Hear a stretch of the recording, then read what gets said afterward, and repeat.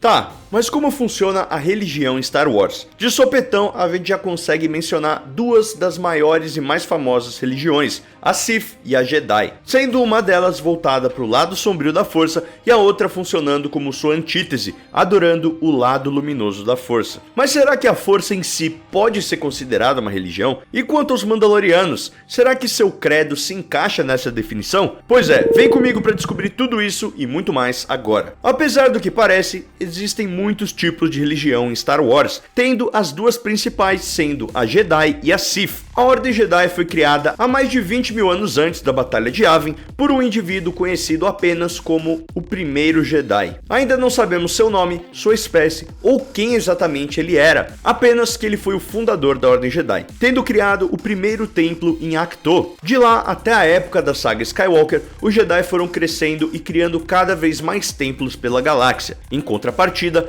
a Ordem Sith também foi crescendo ao longo dos milênios desde sua criação, que foi cerca de 5 mil anos antes da Batalha de Yavin. Desde lá, foram incontáveis guerras contra seus arqui-inimigos, os Jedi e a República. Ambas as religiões, Jedi e Sith, eram baseadas em códigos que seguiam o lado luminoso e o lado sombrio da força. Os Jedi se baseavam no seguinte código: não há emoção, há paz. Não há ignorância, há conhecimento. Não há paixão, há serenidade. Não há caos, há harmonia. Não há morte, há a força. Algumas partes do código foram interpretadas de forma mais abstrata, enquanto outras de forma mais literal. Mas essa é uma história que eu já contei nesse vídeo aqui. Havia também algumas outras regras que os Jedi deveriam seguir dentro de sua religião, baseada na força e no lado da luz. Mas o principal, o cerne, o núcleo da sua religião e de seu estilo de vida estava concentrado nesse código Jedi, extremamente sagrado para todos aqueles que faziam parte da ordem. Em contrapartida, os Sith também possuíam seu próprio código, que era o seguinte: a paz é uma mentira, só existe paixão. Através da paixão eu ganho força, através da força ganho poder, através do poder ganho a vitória. Através da vitória,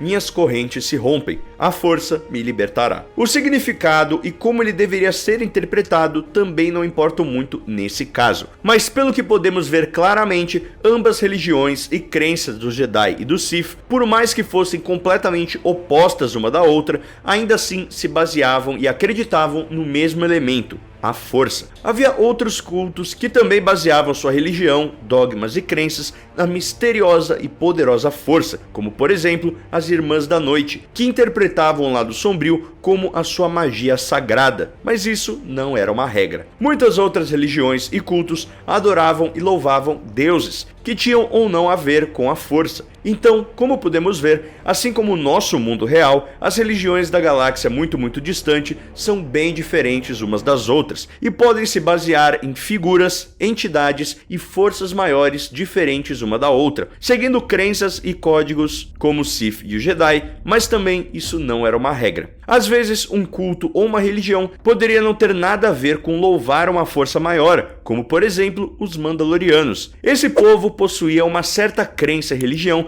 que tornava sua cultura sagrada, e podemos ver que eles não baseavam seu credo em deuses maiores, mas sim figuras mais próximas de sua realidade, como os antigos líderes de seu povo, os famosos Mandalores. Eles também baseavam suas crenças em outros aspectos de sua cultura, como suas armas e as batalhas. Afinal, como o próprio Din Djarin, o nosso mando, disse: eu sou um Mandaloriano e armas fazem parte da minha religião. Então, para os Mandalorianos, pelo menos para os Filhos do Olho, as armas, armaduras e batalhas eram mais veneráveis e sagradas do que figuras e forças maiores, acreditando mais nas crenças de suas batalhas e honras do que alguma figura mítica. Outra religião que existia eram os cultistas de Exegol, ou os Sith Eternos, que louvavam os Lord Sith como Palpatine, dedicando sua vida e lealdade para trabalhar e servir a eles. Outra religião parecida era a dos Acólitos do Além, um culto de fanáticos ou cultistas Sith do lado sombrio, bem parecidos com os Sith Eternos. Eles supostamente podiam se comunicar com os espectros dos Sith antigos, seguindo suas ordens e crenças após suas mortes. Mas também existiam religiões que eram mais light, ao invés dessas grandes religiões como os Sith e os Jedi, que dedicavam sua vida inteira para a religião. Os cidadãos do planeta de Sereno, planeta natal de Conde Dooku,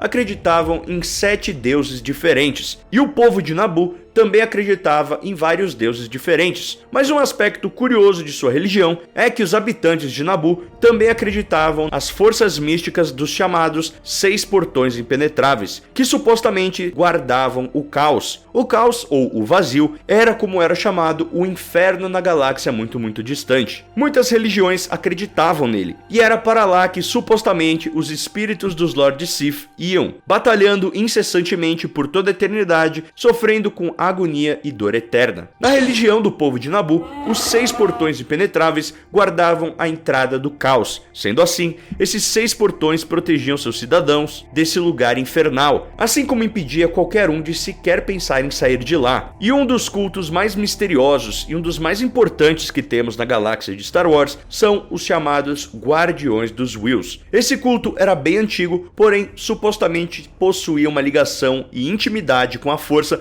maior do que qualquer outro ser ou culto, até mesmo mais do que os Jedi ou os Sith. Não se sabe muito sobre eles, seu mantra ou sua religião, mas o que sabemos é que os Whills pregavam que deveríamos nos tornar um com a força, que esse era o maior estágio de evolução que poderíamos alcançar em consciência e alma. Foi através de um xamã dos Whills que o mestre Qui-Gon Jinn obteve o conhecimento secreto de como se tornar um com a força, passando o conhecimento adiante para Yoda, que passou para Obi-Wan e que passou para Anakin. Então, como podemos ver, a religião funciona de uma forma muito parecida com as religiões que existem na nossa realidade. Tem religiões que adoram deuses, outras que veneram códigos e crenças, algumas que acreditam em elementos mais próximos de sua realidade, como batalhas, armaduras, armas, etc., e outras que acreditam em entidades e forças maiores, mas que não abdicam de diversas coisas de sua vida para servir a essa religião, como os Jedi e os Sith dedicam sua vida inteira em prol de suas ordens. De qualquer forma,